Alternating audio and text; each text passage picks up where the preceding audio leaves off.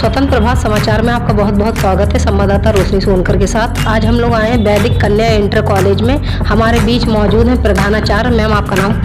Doctor प्रशिशा Srivastava. जैसे कि ma'am, आपको इस विद्यालय में कितना समय हो गया है और विद्यालय में प्रधानाचार्य का जो ओहदा होता है, पद होता है, बहुत अहम होता है और काफ़ी चुनौतीपूर्ण भी होता है। तो आपको किन किन चुनौतियों का सामना करना पड़ा, इसकी विस्तार से जानकारी दीजिए। अभी तो मैंने जो है लखनऊ में 16 दिसंबर में ज्वाइन किया और अभी तो मुझे अप्रॉक्सीमेट 8 मंथ हुए हैं यहाँ पर आए हुए। और इससे पहले मैं आर्य कन्या इंटर कॉलेज अम्बेडकर नगर में, टांटा अम्बेडकर नगर में प्रधानाचार्य थी। 9 साल वहाँ पर प्रधानाचार्य का कार्यभार संभाला है। और उससे भी पहले मैं लेक्चरर थी संगीत गायन की। आर्य कन्या इंटर कॉलेज में ही मैं संगीत गायन की लेक्चरर थी। और मैम, जैसे कि शिक्षा को लेकर अगर बात करी जाए तो आपने कौन से विषय से आप अपनी एजुकेशन प्राप्त की है और आप कौन से विषय का अध्ययन अपनी छात्राओं को कराती हैं? वैसे तो मैं पीएचडी हूँ हिंदी से, लेकिन मैंने भातखंडे संगीत विद्यापीठ से मैं निपुण भी हूँ और मैं हिस्ट्री से भी एमए हूँ, बीएड हूँ। और मैं अपने बच्चों को बेसिकली पहले तो प्रिंसिपल को हायर में और आपके जूनियर में 2 पीरियड लेने होते हैं। और हायर में मैं म्यूज़िक लेती हूँ। तबले से एक लड़की है, गायन और तबले से बच्चे हैं, उनका मैं संगीत लेती हूँ। और हिंदी मैं 6 to 8 में जो पीरियड मुझे अलॉटेड है, मैं उसमें हिंदी का भी शिक्षण कार्य करती हूँ। जैसे कि आपकी छात्राओं द्वारा संज्ञान हुआ कि आपके आने से विद्यालय में काफ़ी बदलाव हुआ है, तो इस पर आप क्या कहना चाहती हैं?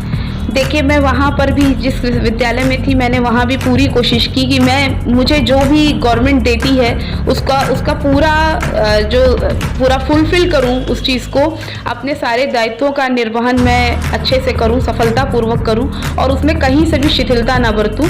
जब मैं यहाँ आई तो मुझे जिन चीज़ों में कमी लगी, तो पहले तो आपने शायद देखा भी होगा, गेट वगैरह बहुत जर्जर था विद्यालय का। बिल्कुल मैम। और जो है सामने की बिल्डिंग भी जो जर्जर थी उसको भी ध्वस्त करवा के उसमें पुनर्निर्माण कराया।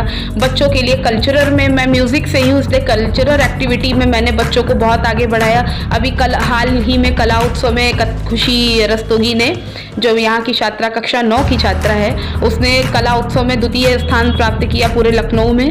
फिर अभी गांधी भवन में कार्यक्रम हुआ था जिसमें पूरे लखनऊ में हमारे वैदिक के बच्चों ने प्रथम स्थान प्राप्त किया। तो जब से मैं आई हूँ, मैंने ऐसी कोई भी एक्टिविटी छोड़ी नहीं है कि जिसमें बच्चे पार्टिसिपेट ना करें।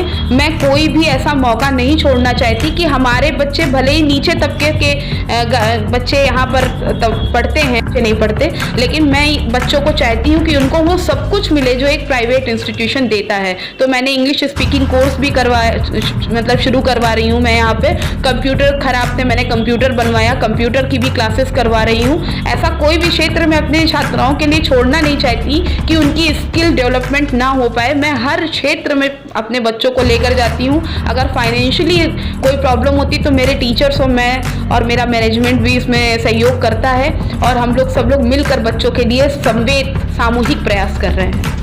जैसा कि मैम आपने बताया, सारी बातों को सामने रखा, इसके साथ साथ आपके विद्यालय में कितने शिक्षक शिक्षिकाएं हैं और छात्रों की कुल कितनी संख्या है? देखिए, छात्रों की संख्या तो पहले तो ये तो आपको मैं बता दूं, पहले 1908 में एस्टैब्लिश कॉलेज है ये और 115 साल लगभग हो चुका है हमारे विद्यालय का।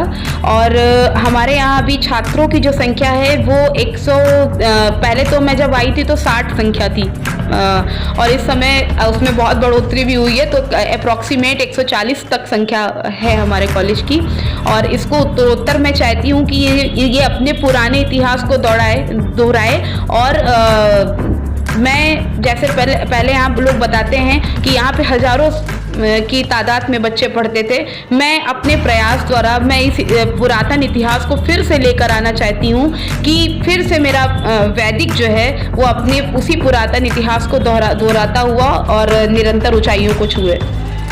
जैसे कि मैम, सरकार द्वारा मिड डे मील जो चलाई जा रही है और निःशुल्क पुस्तक वितरण कार्यक्रम सरकार द्वारा चलाया जा रहा है, तो इसमें क्या आपके छात्राओं को भी लाभ प्राप्त हो रहा है? हाँ सर, मेरी छात्राओं को भी लाभ प्राप्त हो रहा है। इसमें एक्चुअली बच्चों को निःशुल्क पुस्तक जो दी जाती है गवर्नमेंट की तरफ से वो आती है गवर्नमेंट का सहयोग हमेशा मिलता है बच्चों को, लेकिन मिड डे मील भी चल रहा है, लेकिन मैंने 1-2 बार शिकायतें की कि मिड डे मील का खाना जिस हिसाब से बच्चों को मिलना चाहिए वो उस हिसाब से मिल नहीं रहा है। मैंने 1-2 कंप्लेंट्स लिखित भी दी है जब से मैं यहाँ पर आई हूँ। तो मैं ये गुजारिश करूँगी कि जो भी मिड डे मील संचालित करता है यहाँ पर, तो वो उसमें खाने की जो गुणवत्ता है उसमें वृद्धि करे, ताकि बच्चों को एक अच्छा भोजन हम दे पाएँ। जैसे कि मैम आने वाले समय में दिवाली फेस्टिवल है, तो आप अपने विद्यालय की छात्राओं को, शिक्षक शिक्षिकाओं को और समस्त देशवासियों को क्या संदेश दें? तमसो माँ ज्योतिर्गमय, अंधकार से प्रकाश की ओर हमारी जो है वैदिक संस्कृति ही रही है। तो मैं यही संदेश दूंगी कि जो मन का अंधकार है उसे मिटाएं, और जो भी जिस भी लायक है वो इन बच्चों के लिए या और भी जो इस तरह के एडेड कॉलेजेस हैं उनके लिए जो भी प्रयास कर सकते हैं वो प्रयास करें। और जिसकी अगर कोई फाइनेंशियल प्रयास नहीं कर सकता, तो अगर वो कुछ बच्चों को पढ़ा कर ही या किसी भी तरह से कुछ देना चाहता है, तो मैं उनका स्वागत करती हूँ। और अपने बच्चों को मेरा खुद का प्रयास है कि जब तक मैं यहाँ पे प्रधानाचार्य हूँ तब तक मैं बच्चों के लिए, चाहे वो फाइनेंशियल हो चाहे वो मानसिक हो, तन मन धन से मैं अपनी छात्राओं के लिए पूरा लगूंगी और उनको ऊंचाइयों की बुलंदियों पर ले जाने के लिए अपना पूरा प्रयास करूंगी। मैम मेरे और मेरे स्वतंत्र प्रभात मीडिया की टीम की तरफ से आपको बहुत बहुत शुभकामना। आपको भी बहुत बहुत धन्यवाद कि आपने एक ऐसी जगह जो खोई हुई है उसको खोज कर आप यहाँ तक आए। तो मैं आप दोनों का बहुत बहुत आभार प्रकट करती हूँ, और आगे भी इस तरह से आप लोग इस कवरेज को लें और मेरी बात को सरकार तक और आम जनमानस तक पहुँचाएँ। मैं ऐसी आपसे कामना करती हूँ। बहुत बहुत धन्यवाद। Thank you ma'am. Camera women Purnima Sonkar के साथ संवाददाता रोशनी।